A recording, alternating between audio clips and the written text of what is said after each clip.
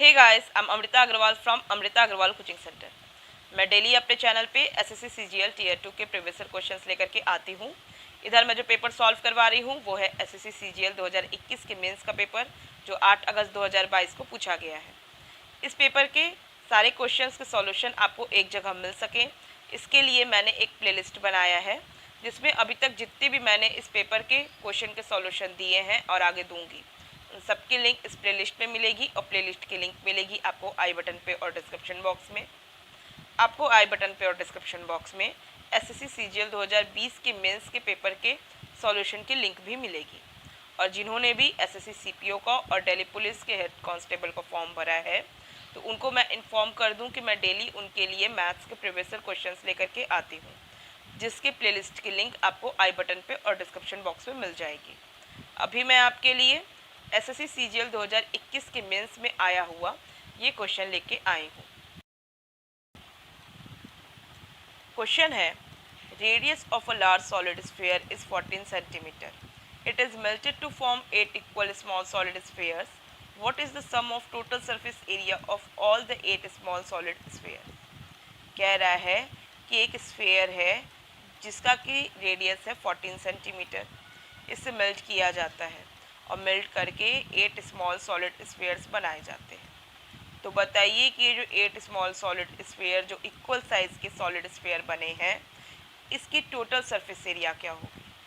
Total surface area means complete 8 small solid sphere की surface area. मुझे एक sphere की भी सरफेस एरिया पता हो तो surface area of one small solid sphere में 8 से मैं मल्टीप्लाई कर दूं तो मुझे इसकी टोटल सरफेस एरिया मिल जाएगी। ठीक है, किसी को डाउट नहीं होगा। मुझे एक स्मॉल सॉलिड स्फीयर की सरफेस एरिया फाइंड आउट करनी हो तो मैं फॉर्मूला अप्लाई करूँगी 4πr²।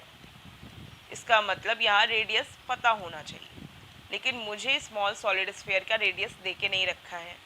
मुझे तो ये स्टेटमेंट दिया है कि एक बड़ा स्फीयर है जो कि सॉलिड स्फीयर है जिसका रेडियस 14 सेंटीमीटर है। इसे मेल्ट किया जाता है और मेल्ट करके 8 स्मॉल सॉलिड स्फीयर बनाए जाते हैं इक्वल साइज के।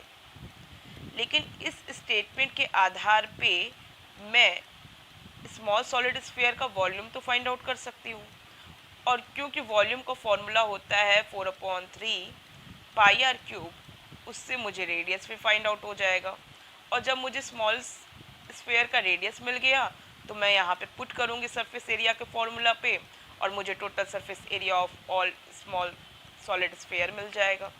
ठीक है, तो इस स्टेटमेंट के आधार पे मेरा अब टारगेट होगा कि स्मॉल सॉलिड स्फीयर जो छोटा वाला है इसके वॉल्यूम की मदद से रेडियस फाइंड आउट करूँ। क्लियर है? आपको ये बात समझ में आ रही होगी कि ये जो बड़ा स्फीयर है जिसका कि रेडियस 14 सेंटीमीटर है, इससे मेल्ट किया जा रहा है, तो मेल्ट करके जो मटेरियल मिल रहा है उसका वही वॉल्यूम हो रहा है जो कि इस स्फीयर का है, क्योंकि मेल्ट करेंगे जिसके डायमेंशंस तो बदल जाएंगे बट वॉल्यूम तो वही होगा। और ये जो मटेरियल का वॉल्यूम है वही तो ये छोटे छोटे स्मॉल स्फीयर्स बने हैं, 8 स्मॉल स्फीयर्स। इसका मतलब कि 8 स्मॉल स्फीयर का टोटल वॉल्यूम जो होगा वो वही होगा जो मटेरियल का वॉल्यूम होगा, और वही होगा जो ये बड़े स्फीयर का वॉल्यूम होगा। इसका मतलब ये है कि 8 स्मॉल स्फीयर का वॉल्यूम इक्वल है ये बड़े स्फीयर के वॉल्यूम के। ठीक है, क्योंकि दोनों ही स्फीयर हैं, फॉर्मूला लगेगा 4/3πr³।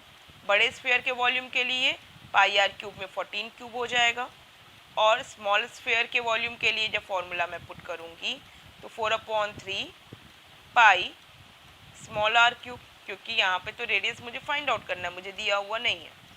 और मैं इसे कर देती हूँ अब कैलकुलेट, और इससे मुझे मिल जाएगा स्मॉल स्फीयर का रेडियस। सिंपल था, कुछ नहीं है। 4/3π और 4/3π कट गया, मीन्स ये कट गया है। मुझे क्या मिला है, मुझे मिला है 14 cube equal to 8 into r³। अब इस 8 को इक्वल के दूसरे साइड भेज दूं, और 8 अपने आप पे क्या है, ये 2 का क्यूब है। 8 अपने आप पे 2 का क्यूब है, तो 2 के क्यूब में इसको इक्वल के दूसरे साइड भेजती हूँ तो मुझे r³ क्या मिल जाएगा, क्लियर दिखा देती हूँ। मुझे 8 इंटू r³ मिला है 14 क्यूब। किसी को डाउट नहीं है, 4/3πr³ कट हो गया है। 8 आर क्यूब मुझे क्या मिलेगा 14/2 का होल क्यूब। किसी को डाउट नहीं है, अभी मैंने एक्सप्लेन किया। और 14/2 अपने आप में क्या होता है 7 होता है, मीन्स मुझे 7 क्यूब मिल गया। Means R cube is equal to 7। जब R cube is equal to 7 cube मिला है तो इसका मतलब आर इज इक्वल टू क्या हो गया, आर इज इक्वल टू हो गया 7। आप सबको पता होगा कि जब पावर सेम होता है तो उसका बेस भी हो जाता है सेम। तो r इज इक्वल टू 7। तो जब मुझे r 7 के इक्वल मिला है तो एक स्मॉल स्फीयर के सरफेस एरिया के लिए क्या लगेगा 4 पाई r स्क्वायर, और मुझे total surface area of 8 small sphere चाहिए। तो मुझे क्या करना होगा 8 इंटू 1 स्मॉल सॉलिड स्फीयर की सरफेस एरिया जो कि 4 पाई r स्क्वायर है। इस 8 इंटू 4 पाई r स्क्वायर मुझे फाइंड आउट करना है।